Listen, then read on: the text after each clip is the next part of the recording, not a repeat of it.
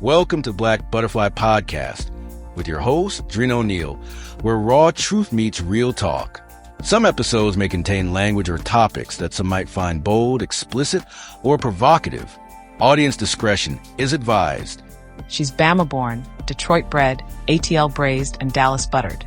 She's the perfect blend of Southern glam, city grit, and Black woman grace.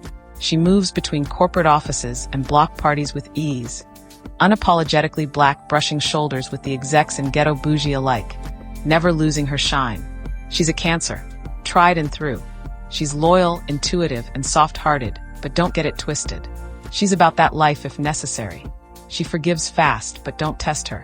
She's a mellow soul wrapped in neo-soul vibes, vibin' to rhythms that heal, uplift, and ignite. She's Drina O'Neill, host of Black Butterfly Podcast, a Black woman's politics.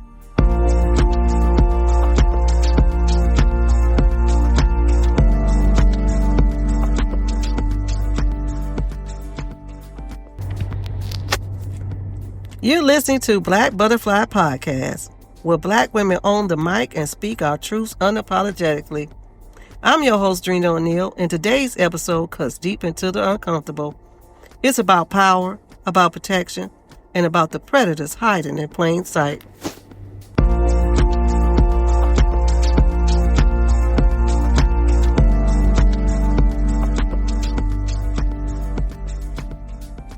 Disclaimer. This podcast is grown, Black, and unapologetically unfiltered. Some episodes may include explicit language, hard truths, or sensitive topics. Because healing, justice, and truth-telling aren't always soft. If you're here to protect your comfort over our realities, this might not be your space. But if you're ready for soul-stirring conversation, political fire, and a voice that flies free, welcome to Black Butterfly Podcast. We don't whisper, we own the mic.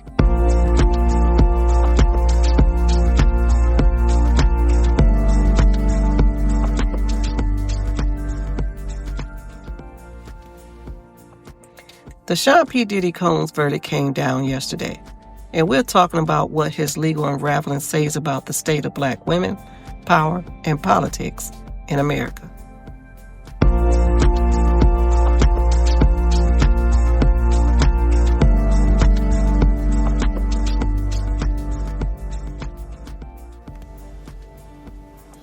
We always begin with the backstory. As you know, you've got to be living under a rock if you don't. Sean Combs, one of hip-hop's most influential moguls, faced a series of lawsuits and allegations from women, many of them Black women, accusing him of sexual assault, violence, trafficking, and coercive control. The dominoes started dropping fast after Cassie filed her lawsuit 2 years ago and received settlement 24 hours later. From there, the floodgates opened.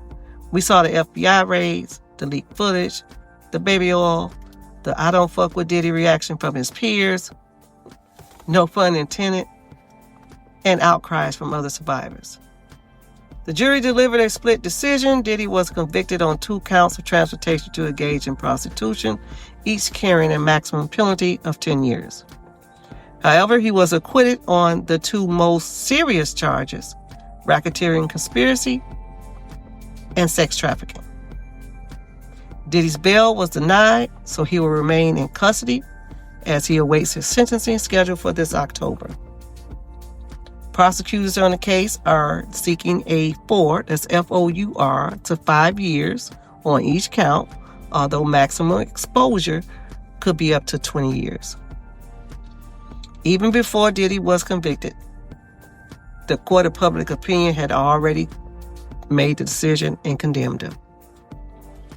On the other side, Diddy's fellow inmates gave him a standing ovation, and public supporters slathered themselves and each other outside the courthouse in baby oil, just nasty, as celebration of the fact that despite being convicted on the lesser counts, he beat lifetime sentences on the racketeering, conspiracy, and sex trafficking charges.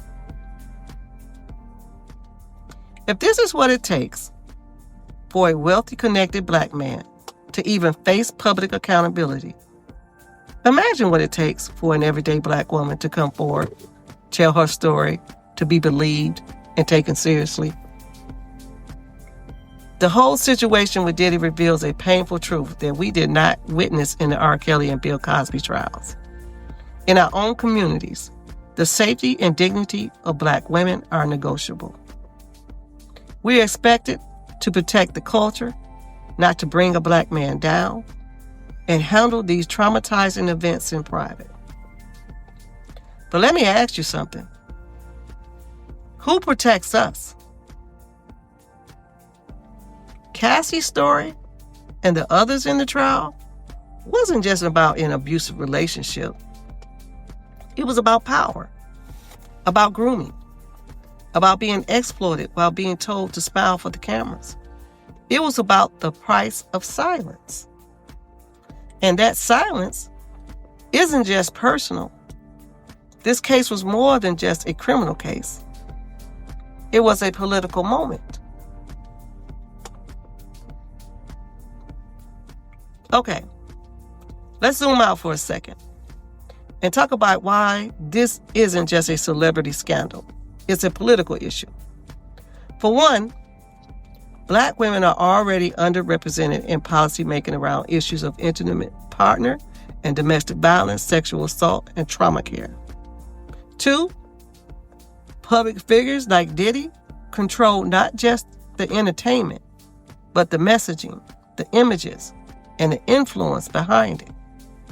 And that influence spills over into political campaigns and the cultural lies we tell about leadership, masculinity, and respectability and responsibility.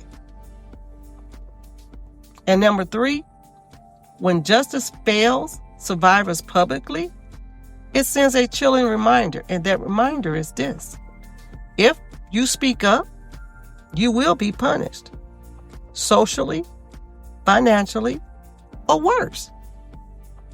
So yes, this was political, because if we can't confront abuse from the bedrooms of Sean Combs, leader of Bad Boy Entertainment, to the courts and hold the abuser fully accountable, then we must confront Congress and our state leaders. This case with Black women at the center demonstrates that even when justice is served partially, the damage to survivors and the message to them is profound. So what now? What has this trial taught us?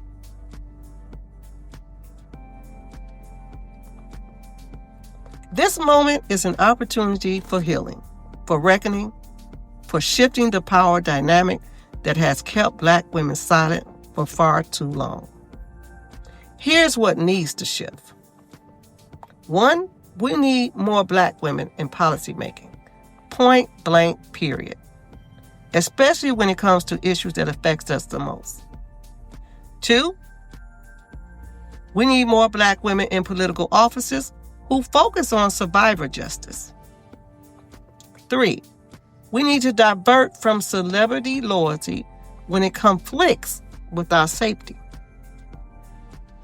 Four, we need to dismantle the celebrity shield culture that prioritizes reputation over justice. 5, we need support structures for survivors.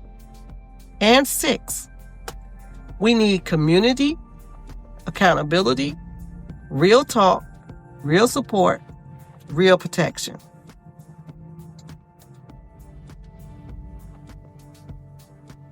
To my butterflies listening right now, you deserve to be heard. You deserve to be safe. You deserve justice, compassion, and validation, not partial truths or emotional labor. Your pain is real and your stories matter. And you deserve a community that doesn't ask you to carry that pain alone.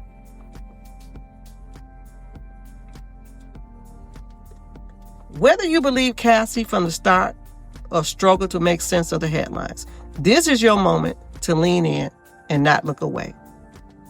Whether you saw this trial as partial victory or a failure, you're now living through its aftermath. Black women are tired of being strong, silent, and sacrificed. We must be heard, we must be protected, and we must build a world where our power doesn't come at the cost of our pain.